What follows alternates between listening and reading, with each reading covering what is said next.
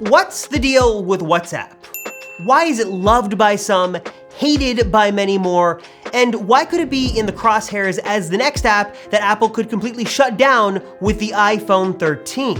Messaging has never been more complicated or controversial than it is right now in 2021. And if you use Facebook, Instagram, or WhatsApp on your iPhone, then listen very carefully because everything is about to change and the way you use your next phone may never be the same again.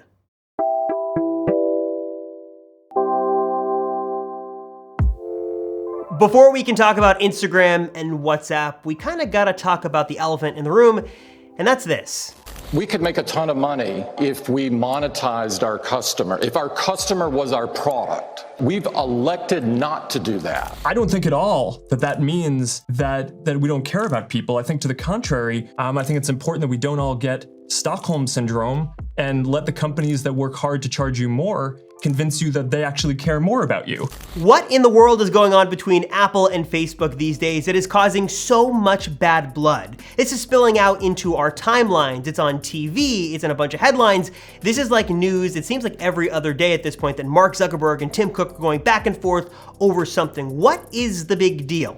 Well, whether you love Apple or you hate them, you cannot ignore their strong stance on privacy. They are very concerned in making sure that iOS devices are locked down, they're safe and secure, and the personal information that is on your phone, like your photos, your videos, your texts, and everything about you, stays yours safe and secure on your phone and is not being shopped around or sold to other third-party companies. Facebook, on the other hand, is almost taking the opposite approach. They are in the business of collecting as much information on you and I as possible. They want to track us in as many places as possible to really build up this super detailed and super personal profile about us so they can better serve us super creepy, good, targeted ads that really seem to know us a little too well. And Apple has been the most vocal opponent to what Facebook is doing. They've been public many times talking about just how they do not agree with what Facebook is doing, how Facebook is collecting too much information on its users, and how Apple wants to kind of not only stop that, but also kind of expose it and other companies doing the same thing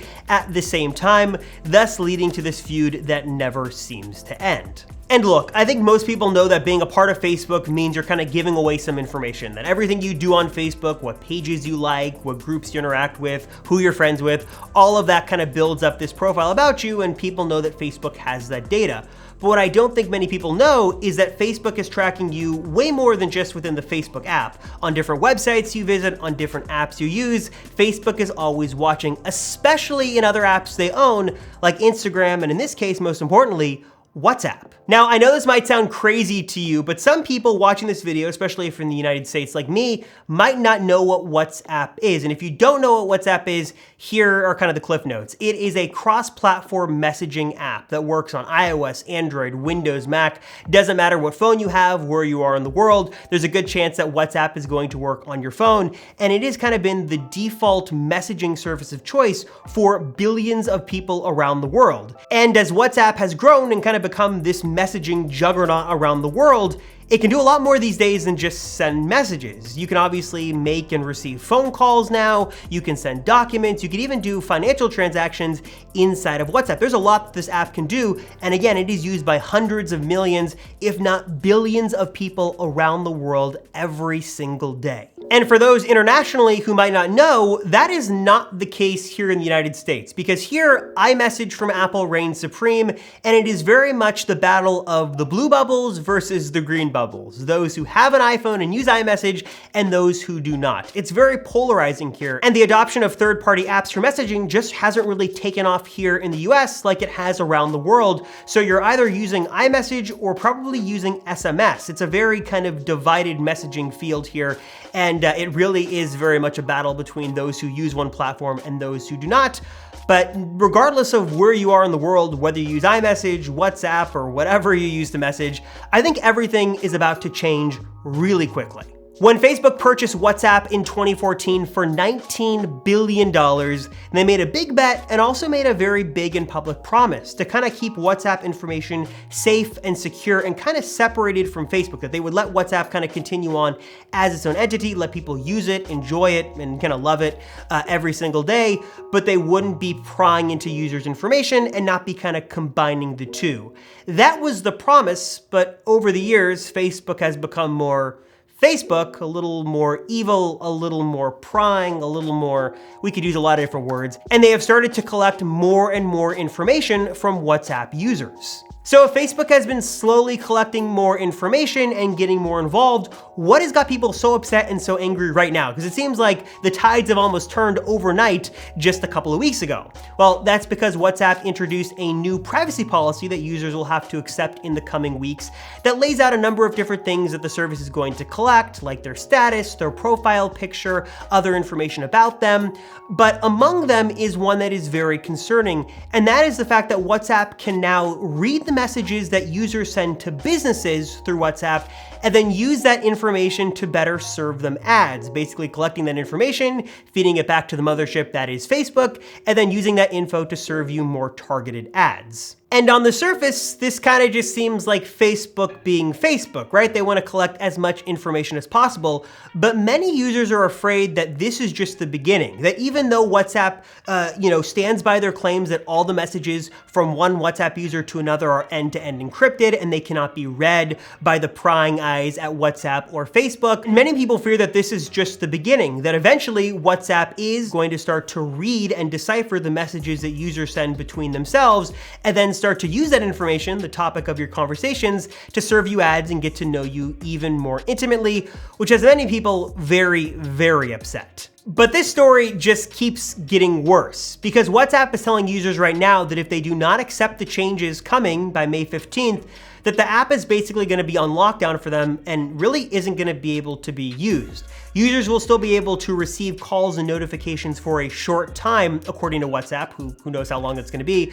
But basically, if you do not accept, the app is going to become useless, which is going to be very hard for many people who rely on this to talk to friends, family, and business colleagues all around the world, and they might not really have an alternative. Now, we've already started to see this mass exodus of millions of users leaving WhatsApp because of these changes and going over to other services like Telegram and Signal, but this just keeps getting worse for Facebook because something else is going on that's making Facebook kind of look even worse in this whole situation. Very soon, Apple is going to be rolling out their new app tracking transparency feature, which is basically going to kind of expose and call out Facebook and other apps for their kind of shady tracking practices. Basically, when you launch Facebook after 14.5 is released, you're going to get a very simple prompt that says this: hey, Facebook would like to request to track you across websites and different apps.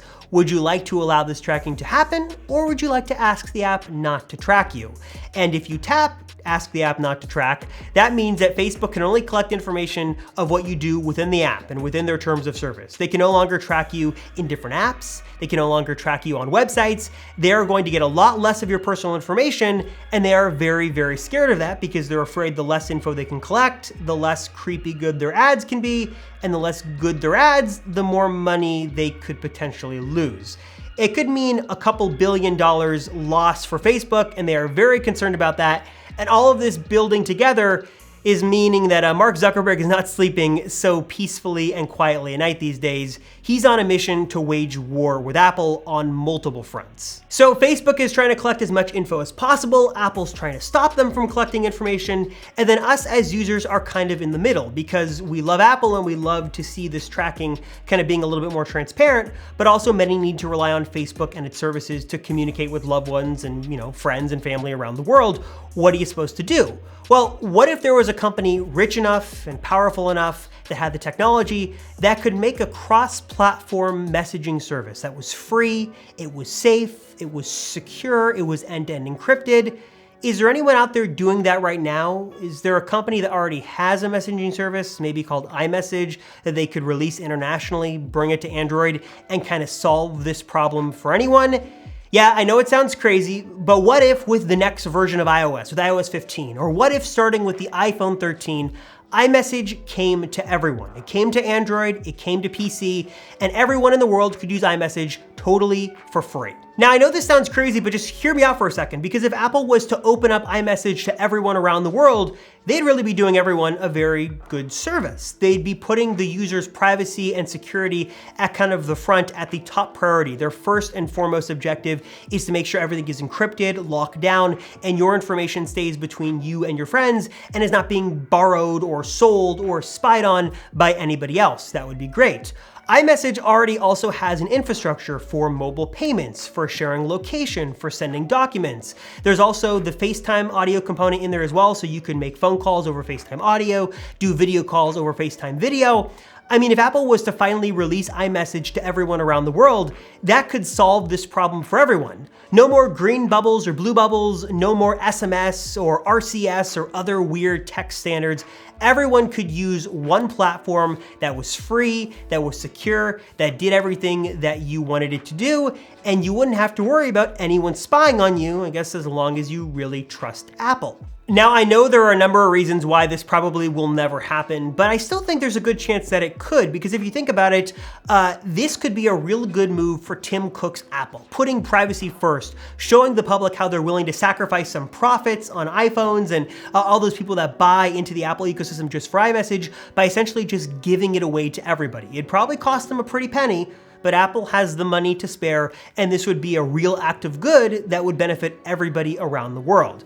Now, I know there are more concerns about, what if you don't trust Apple? What if there's a monopoly on messaging? I hear those concerns, and I think there are very valid concerns that obviously would need to be discussed. But if you think about just kind of the broader picture of eliminating WhatsApp and eliminating other services that could go under tomorrow or run by other companies that you just don't trust, if you had to trust someone to do this right, would you trust Apple? I've talked about other sectors and businesses that Apple could kind of get into to kind of do more good and keep users' information very safe, secure, and private. Apple could build their own search engine, a competitor to Google. Apple could make their own social media company. They could even make their own VPN. There are lots of different things that Apple could do tomorrow that would benefit people around the world. But releasing iMessage to everyone, Android, PC, doesn't matter the platform, at this scale would do so much good for everyone around the world. And I guess the big question is, not only do you trust Apple, but if iMessage was available to Android, PC, no matter where you were in the world, what operating system you use, you could use iMessage.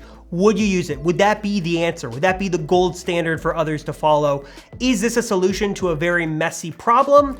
Or is this something that Apple's just gonna never do because they're just too greedy and their eyes are just too much on the money? I'm curious to hear what your thoughts are on this. And what do you think about other steps that Apple could take in future iPhones? Do you think the iPhone 13 could introduce new security and privacy practices? Do you think there could be a special chip in there that automatically encrypts your data before you even send it through a cell network or a Wi-Fi hotspot? Or what do you think about iOS 15? What other steps could Apple take to keep our information locked down, safe, and secure? I'm curious to hear your thoughts. Please let me know in the comments down below. As always, thank you guys so much for watching the Apple Circle. I'm Robert Rosenfeld. I sincerely appreciate it. Thank you so much, and I will see you in the next one.